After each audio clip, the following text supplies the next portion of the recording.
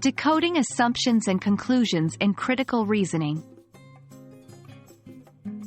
Hello learners! Today, we're diving deep into the world of critical reasoning, specifically focusing on identifying assumptions and conclusions.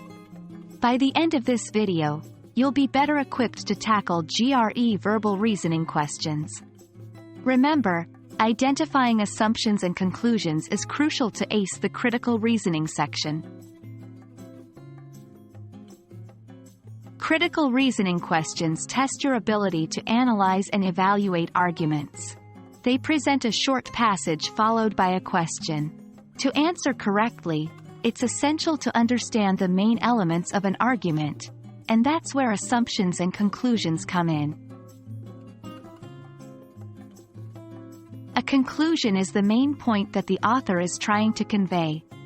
It's what the entire argument is built around. Example: because the crime rate has increased in the city over the past year, we should hire more police officers. Here, the conclusion is, we should hire more police officers. Everything else in the passage supports this main idea. Tip: often, words like therefore, thus, hence, and so can indicate a conclusion. An assumption is an unstated fact or belief that must be true for the argument to hold. They're not explicitly mentioned, but they bridge the gap between the given evidence and the conclusion.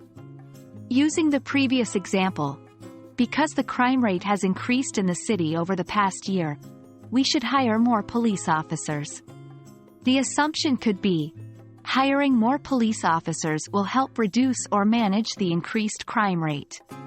Tip: assumptions are foundational to the argument. If they're false, the argument can fall apart. 1. Question stem.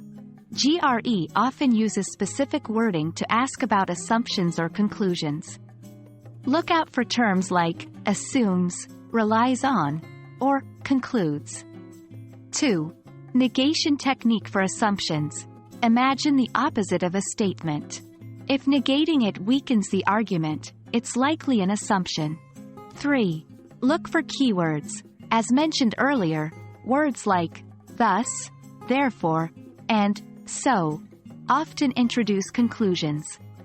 On the other hand, assumptions lack such markers since they're unstated. 4. Practice. The more you practice, the better you'll get at identifying these elements in a passage. Over time, it'll become almost instinctual.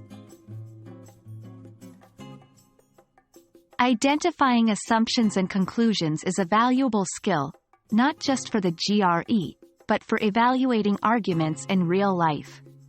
We hope this video has clarified these concepts for you. Keep practicing, stay curious, and you'll master critical reasoning in no time. Happy studying!